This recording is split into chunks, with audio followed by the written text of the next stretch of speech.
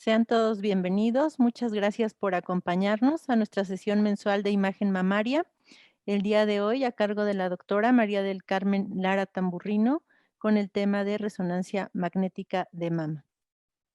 Buenas noches nuevamente a todos. Es un gusto participar en estas sesiones virtuales que nos permiten acercarnos a los lejanos y también en la propia Ciudad de México, que antes la afluencia a las sesiones que llevamos casi 30 años de hacerlas, haya tanta audiencia. Así que muchísimas gracias por acompañarnos.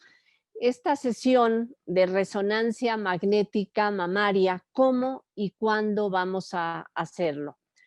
A pesar de lo sofisticado de la resonancia magnética, sigue siendo un método de imagen complementario a los métodos primarios, a la mastografía y el ultrasonido, con una alta sensibilidad y especificidad que puede ir hasta el 100%.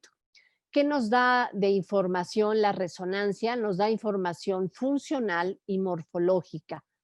¿Qué vamos a estudiar en la resonancia magnética? Vamos a encontrar tumores de menor tamaño que en la mastografía y en el ultrasonido generalmente, y vamos a evaluar la angiogénesis de los tumores. También se puede utilizar la resonancia para tamizaje, como veremos al finalizar la plática, pero básicamente la utilizamos para diagnóstico. Tenemos que contar con un resonador de alto campo magnético, por lo menos de 1.5 Tesla o 3 Teslas. Por supuesto, una antena especial para la región de la glándula mamaria. Y si queremos ver el tejido mamario, tiene que hacerse con contraste endovenoso, gadolíneo, y existen ya protocolos bien estandarizados para llevarlo a cabo.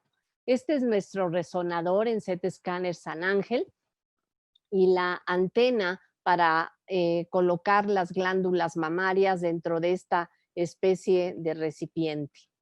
Esta es una preparación tradicional de la resonancia magnética, pero ya existen muchos protocolos, muchos sitios, perdón, donde no respetan el protocolo, ya que la angustia de un paciente de tener un diagnóstico de sospecha no permite que espere, si es una mujer menstruante, que sea del séptimo al 14º día para evitar las falsas positivas, o la mujer que está con un tratamiento de terapia hormonal lo suspenda por 8 semanas.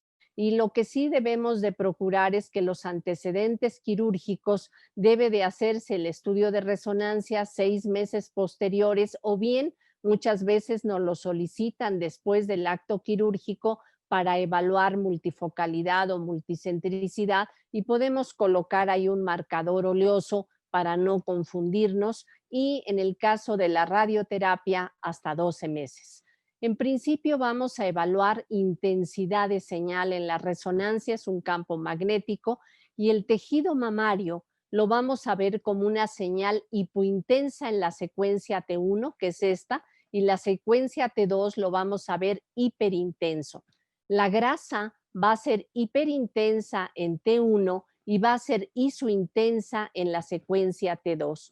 Los ganglios van a estar hipointensos e isointensos en cada una de las secuencias, y el líquido y los implantes mamarios que tienen líquido van a ser, como en este caso, que son quistes, hipointensos en la secuencia T1 e hiperintensos, van a brillar en la secuencia T2. El análisis que debemos hacer en todas las resonancias magnéticas no solo es evaluar la morfología de un tumor o de un nódulo, sino también tenemos que hacer el análisis multiparamétrico que incluye la perfusión, la difusión y la espectroscopia, que finalmente van a aumentar la especificidad del método. Dentro de los criterios de malignidad, y aquí hemos evaluado en todos estos temas que hemos revisado, la morfología en la mastografía y en el ultrasonido, y la resonancia, empezamos por uno de los criterios más importantes, los márgenes. Márgenes microlobulados o márgenes espiculados van a tener un alto valor predictivo para malignidad, que puede ir hasta un 91%. Aquí les muestro un ejemplo en los cortes axiales. Aquí sustituimos la marca metálica que se utiliza tanto en las magnificaciones después de un hallazgo anormal en el ultrasonido. Usamos un marcador oleoso para enfatizar el sitio que evaluamos en el ultrasonido y vemos una masa espiculada retroareolar. Es altamente vascularizada en esta sustracción posterior a la inyección de gadolinio. Aquí vemos toda la vascularidad y la magnificación de esta lesión con la marca metálica sin duda es idéntica a lo que estamos viendo en la resonancia magnética y tenemos que evaluar la perfusión, ya hablaremos un poquito más a detalle de ello y no importa que la perfusión nos esté mostrando una curva de aspecto benigno si tenemos esta morfología. Esto pesa, este signo morfológico altamente sospechoso de malignidad. El reforzamiento se va a dividir en reforzamiento masa o reforzamiento no masa. El de masa puede ser microlobulado y con captación en septos internos con un alto valor predictivo positivo hasta el 97% o cuando se combina espiculado con microlobulado que va a ser hasta el 90% o el anular hasta el 84%. Aquí les muestro ejemplos en secuencias sagitales donde hay una masa que está captando a la inyección del contraste microlobulada y otros focos satélites, una masa francamente espiculada y una masa anular.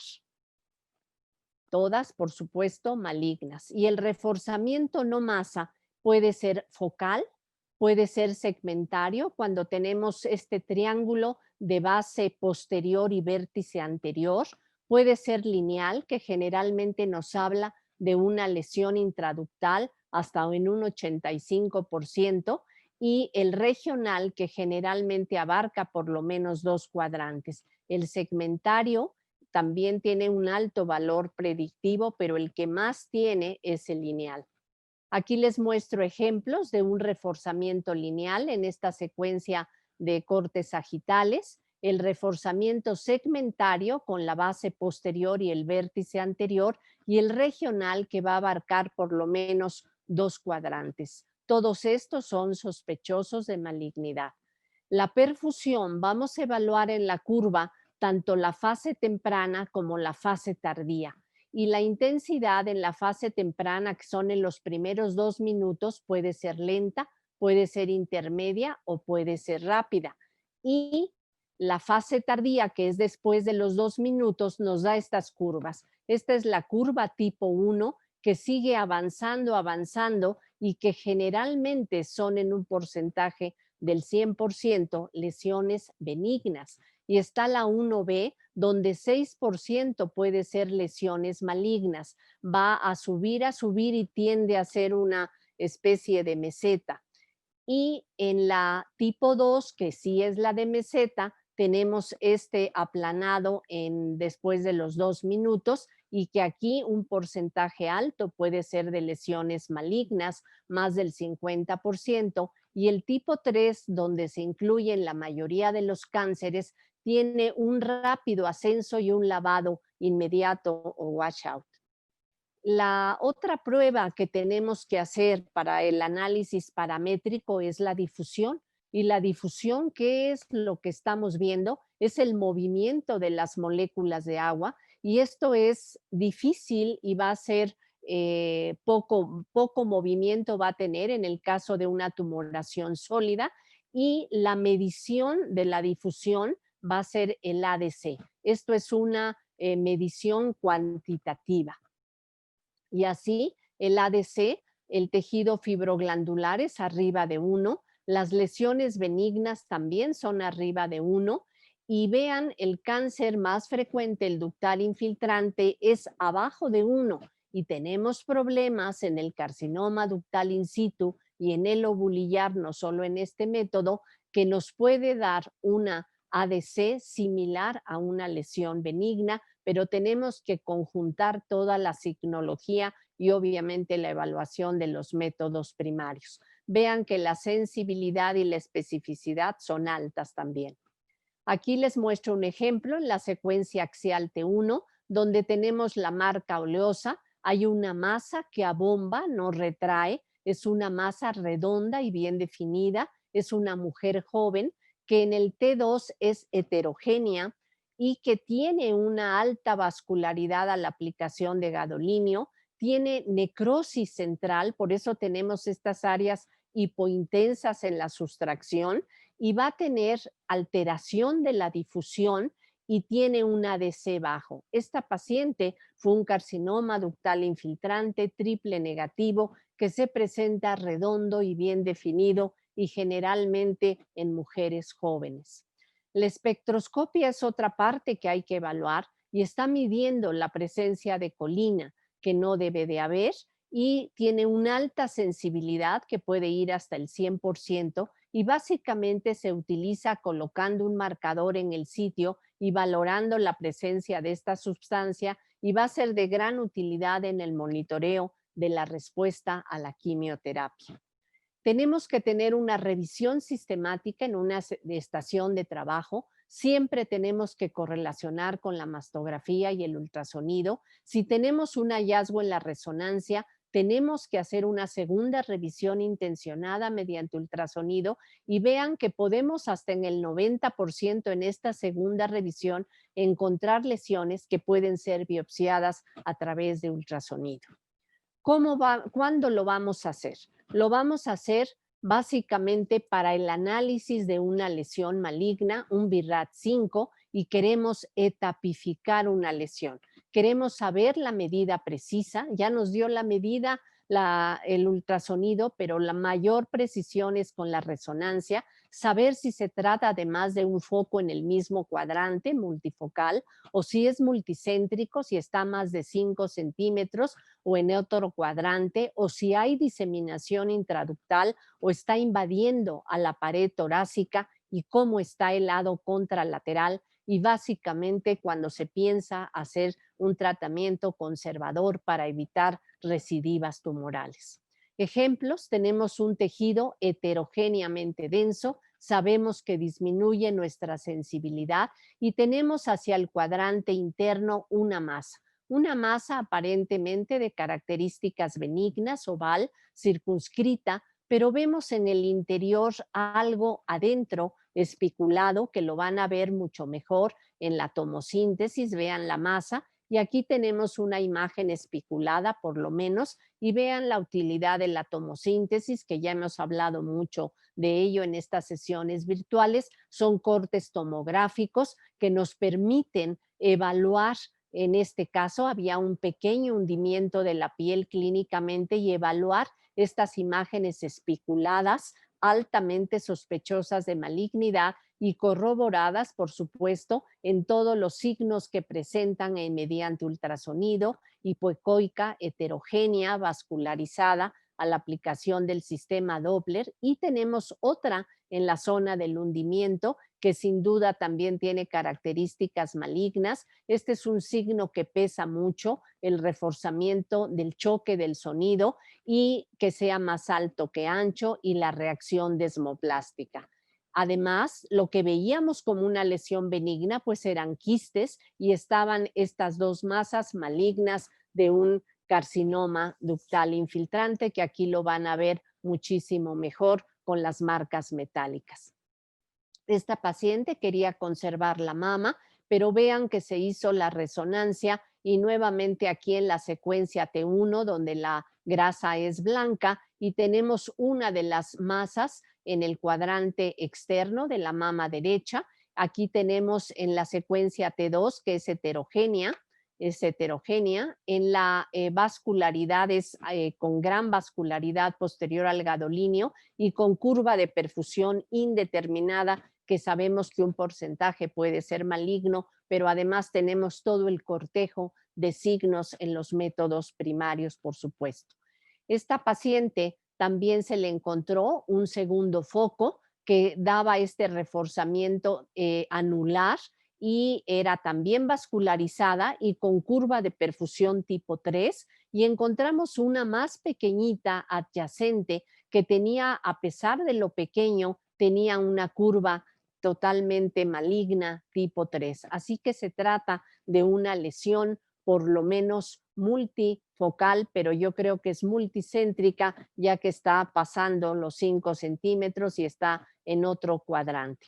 Otro caso más, paciente que tiene tejido fibroglandular, se supone que podemos ver muchísimo mejor que el anterior, pero tenemos dos masas espiculadas en el cuadrante externo y superior de la mama izquierda, tercio medio. Los ganglios tienen apariencia benigna y la paciente le pusimos una marca metálica. Aquí están las dos masas espiculadas. Se hizo la resonancia porque quería cirugía conservadora y vean en la secuencia axial tenemos dos masas, una tercera masa aquí, con gadolíneo refuerzan y tenemos que tienen curva de perfusión indeterminada, una de ellas, y vean en la sustracción, que esto es muy importante que hagamos también, y estamos viendo por lo menos una, dos, tres, cuatro, seis, siete lesiones que contraindican cirugía conservadora en esta paciente. También ante una lesión absolutamente con características morfológicas de malignidad, tenemos que evaluar la diseminación al conducto que podría contraindicar conservar el complejo areola y pezón en esta secuencia sagital.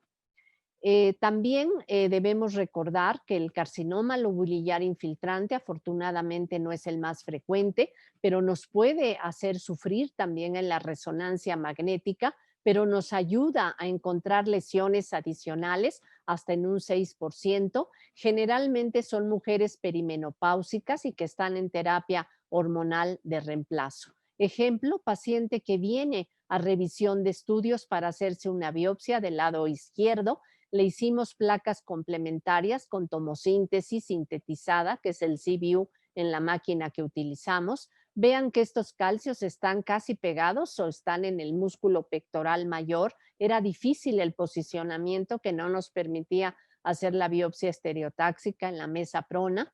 Esta es la magnificación. Y hicimos del otro lado, viendo que es un tejido heterogéneo o extremadamente denso, no veíamos nada anormal, pero en parte de la revisión encontramos mediante ultrasonido una masa hipoecoica con gran área desmoplástica alrededor, que tiene casi 17 milímetros de diámetro, no está tan pequeña. Pusimos la marca y no había microcalcificaciones, así que en esta paciente se le hizo resonancia por la densidad y para buscar otros focos. Y aquí tenemos la masa pegada al músculo pectoral, pegada al músculo pectoral mayor en la secuencia sagital. Es una, en esta sustracción tiene un reforzamiento en anillo y se hizo la curva de perfusión y vean que es una curva 1B y no por eso deja de ser una tumoración lobulillar infiltrante que nos puede hacer sufrir también en la resonancia magnética. No había alteración en la difusión y hicimos el marcaje guiado a través de ultrasonido de los dos lados, ya que había dificultad técnica en las calcificaciones izquierdas y fue un carcinoma lobulillar. Vean que realmente no tenemos ningún signo de sospecha en la mastografía.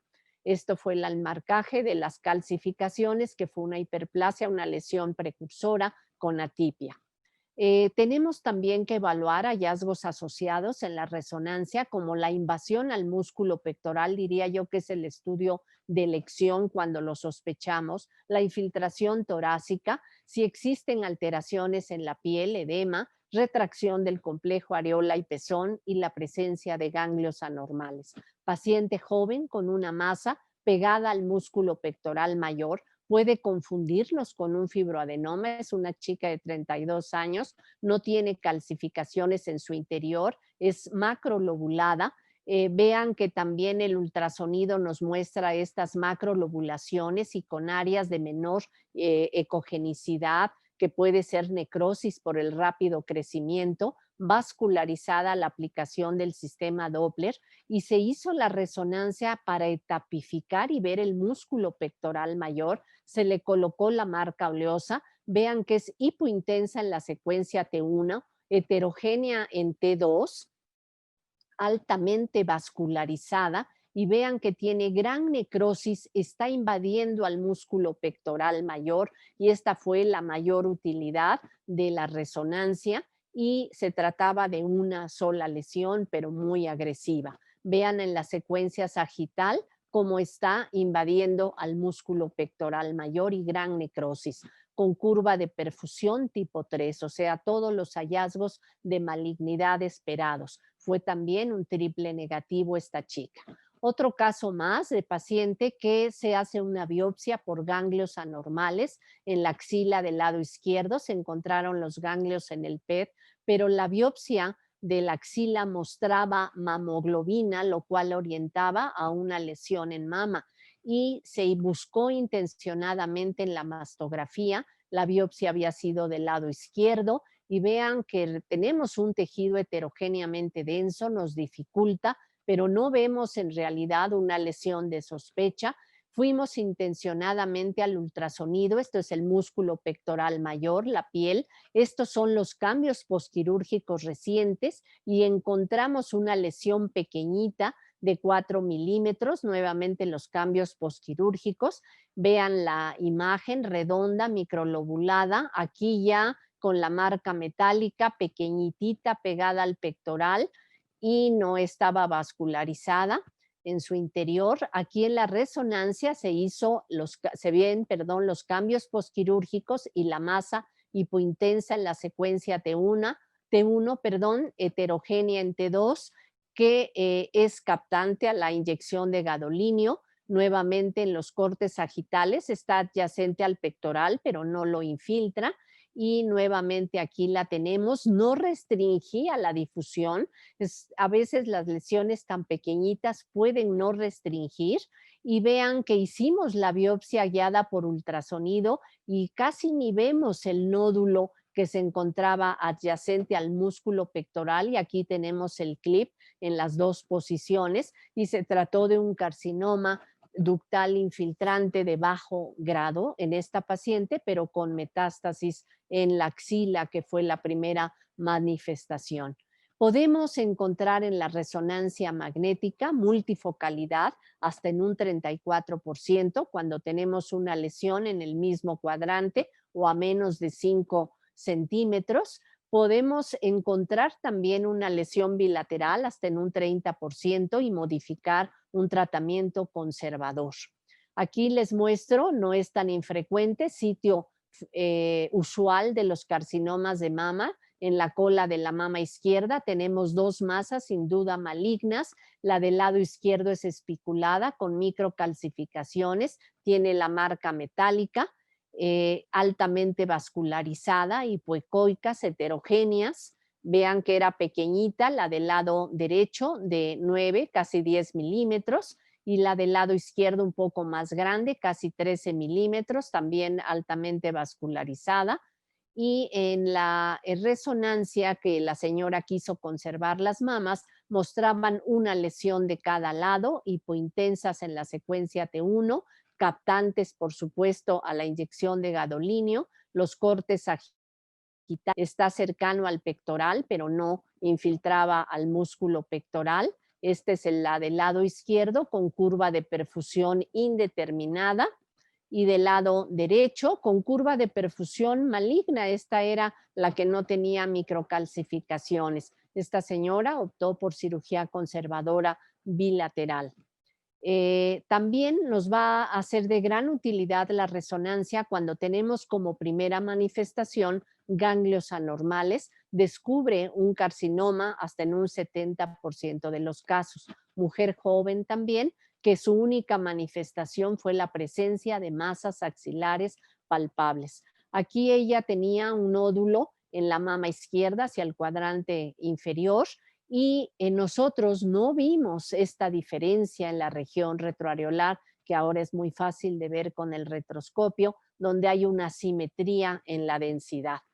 Y afortunadamente se hizo la resonancia magnética. Esta es la lesión benigna izquierda, es un fibroadenoma ya hialinizado, bajo en densidad, no calcificado, el cual lo vemos muy bien circunscrito en la secuencia sagital con curva de perfusión 1. benigna, y vean la sorpresa de la región retroareolar con una masa espiculada, sin duda, absolutamente maligna, vascularizada, y esta paciente tenía también, ahorita les voy a mostrar, los ganglios anormales que tenía en su axila, y también sirve la resonancia para monitorear la respuesta terapéutica a la quimioterapia, y deberá realizarse antes, durante y posterior al tratamiento, y hacer el comparativo con resonancia si ese fue, si fue el estudio de base. Esta es la misma chica con la masa altamente vascularizada. Vean los ganglios de la axila, y al primer ciclo de quimioterapia con una espléndida respuesta a la quimioterapia de la masa y de los ganglios, pero desafortunadamente esta niña murió de metástasis cerebrales. También va a ser de gran utilidad el seguimiento postmastectomía cuando se hacen cirugías conservadoras, la reconstrucción con sospecha de recidiva, y tiene una alta sensibilidad y especificidad hasta el 90%. Ejemplo, paciente que había tenido un cáncer in situ en la mama izquierda. Siempre debemos de tomar una magnificación porque el regreso, la recidiva va a ser ahí. Esta magnificación nos muestra, además de la distorsión por la cicatriz de la cuadrantectomía, nos muestra calcificaciones anormales, agrupadas, finas, puntiformes, altamente sospechosas. Quería conservar la mama todavía la paciente, y vean la resonancia, que tenemos un área hipointensa. Aquí está nuestra marca en la cicatriz oleosa. Aquí es hipointensa en la secuencia T1. Aquí tenemos el reforzamiento regional posterior al gadolinio, y nos está mostrando una curva de perfusión tipo 1B, pero no podemos dejar de ver toda la signología que estamos viendo anteriormente. Se dio, por supuesto, sospechosa, y fue una recidiva de carcinoma in situ, y la paciente decidió, de alto grado ya, y la paciente decidió mastectomía bilateral profiláctica en el lado derecho, y tenía colina positiva. Podemos utilizar la resonancia en tamizaje, sí está muy bien descrito por la doctora Kuhl, que es una doctora radióloga alemana prominente, y ella menciona en pacientes de alto riesgo con carga genética, que sabemos que aumenta el riesgo a más del 20 al 25%, BRCA positivo 1 y 2, mutación del P53, mama densa y enfermedad de Hodgkin que haya recibido radioterapia. Podemos utilizar el estudio en forma de tamizaje. La doctora Culi, ahorita mencionaré el protocolo que ella propone para estos fines. La resonancia magnética puede hacerse simple solamente cuando sospechamos complicación de los implantes mamarios. Sabemos que es el procedimiento cosmético más frecuente mundialmente, y es la mejor técnica para diagnóstico de ruptura dentro de la cápsula fibrosa. Si nosotros hemos aprendido en la mastografía a ver que estas deformidades de el implante del lado derecho hacia el cuadrante superior puede tratarse de una ruptura dentro de la cápsula fibrosa, y aquí el ultrasonido tiene una sensibilidad que puede ir hasta el 70%, donde vemos el signo de la escalera y que denota el forro del implante nadando en el gel de silicón, pero la corroboración es con resonancia, y este es el famoso signo de Linguini, que semeja a una pasta italiana. En estos casos debemos de utilizar también en la secuencia especial para silicón para determinar si no hay una ruptura extracapsular. Aquí se suprime el agua y se suprime la grasa, por eso las imágenes son tan oscuras, pero nos permiten hacer esta diferenciación de en caso de ruptura y seroma, por ejemplo. Nuevamente esta misma paciente con la secuencia sagital con el signo de Linguini. Este es un caso interesante, paciente que se había inyectado silicón hace muchísimos años, pero ahora le inyectaron modelantes, y viene con esta mastografía que yo creo que nadie podemos leer en forma adecuada ni determinar si hay signos de malignidad en esta paciente por la densidad tan importante que nos produce la reacción granulomatosa, inyección de cuerpo extraño, que va desde la piel hasta la axila, y en el ultrasonido tampoco podemos verlo en forma adecuada. Vean que tiene áreas anecoicas, choca el sonido con toda esta densidad que nos permite y nos evita ver el tejido mamario, signo de la tormenta de nieve, y vean lo que ayudó la resonancia. Aquí tenemos toda la infiltración de este ácido hialurónico previo al prepectoral, perdón, este es el músculo pectoral.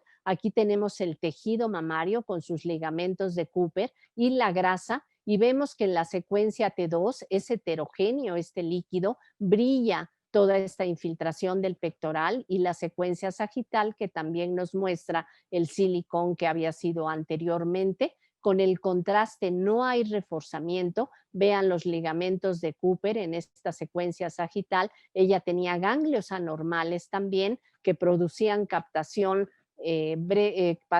poco intensa por inflamación de esta inyección de cuerpo extraño, y no tenía alteración de la difusión y por supuesto no había una ADC anormal. Otros casos que podemos incluir en las indicaciones de la resonancia son casos inconclusos en los métodos convencionales, y también tiene un alto valor en la sensibilidad y valor predictivo negativo. Ejemplo, paciente con tejido extremadamente denso, con múltiples nódulos en los cuadrantes superiores y externos, mejor vistas en la tomosíntesis, donde podemos delimitar sus bordes, pero es un tejido difícil de evaluar en forma bilateral. Existían estos nódulos, y vean que había múltiples quistes, sin duda, estas masas anecoicas, pero uno de ellos palpable en el lado derecho con esta área hipoecoica en su cara anterior, que generalmente nos habla de que son antiguos o tienen un proceso inflamatorio, pero además tenía masas sólidas, masas lobuladas, heterogéneas, con áreas anecoicas en su interior, en la mama derecha, y también en el lado izquierdo quistes simples y complicados, y también una masa sólida. Así que es una indicación también en la inquietud del médico y de la paciente. Nos ayuda la resonancia a identificar que estos son los quistes: hipointenso en la secuencia T1, hiperintenso en T2, este es el más grande, y vean esto con la inyección de gadolinio, tiene una captación en la periferia debido a que había un proceso inflamatorio alrededor de este gran quiste, y teníamos que las masas en la cola de la mama se comportaron con características benignas, también la derecha y la izquierda, y con curva de perfusión benigna, y correspondieron con fibroadenomas. Este es el protocolo abreviado de la doctora Kuhl, que dice que esto va a ahorrar tiempos tanto en la adquisición como acortamiento en la lectura, por supuesto en pacientes con alto riesgo, que ya lo mencionamos, y con un alto valor predictivo. Esto es para tamizaje, no para diagnóstico, y es alto valor predictivo para decir hay o no hay cáncer, con una posibilidad hasta de un casi 100% de alto valor predictivo positivo. Negativo, perdón. El protocolo abreviado, se utilizan proyecciones de máxima intensidad, se utiliza difusión con supresión de fondo y secuencias morfológicas sin contraste, y probabilidades de lesiones sospechosas pueden ser hasta el 92%. Para concluir, la resonancia magnética representa un avance tecnológico, claro está, y debe integrarse, eso no podemos olvidarlo, en forma complementaria a los métodos primarios, la mastografía y el ultrasonido. Y en el caso de tamizaje, la mastografía plus, que son mujeres de alto riesgo con ultrasonido y alternando con resonancia magnética contrastada. Esto es recomendado por los americanos en pacientes, repito, de alto riesgo, y el futuro inmediato que está por llegar, el equipo de PET resonancia, haciendo la unión de un equipo híbrido entre la resonancia magnética con todas sus bondades y el PET de cuerpo completo. Aquí les muestro una paciente con una cirugía conservadora, con cambios por radioterapia, la captación de este nódulo adyacente a la piel engrosada en la secuencia axial, sagital y coronal, y que esto ya será una realidad en breve. Con esta última imagen termino y vamos a dar paso a las preguntas que va a coordinar la doctora Nadia. Muchas gracias por su atención.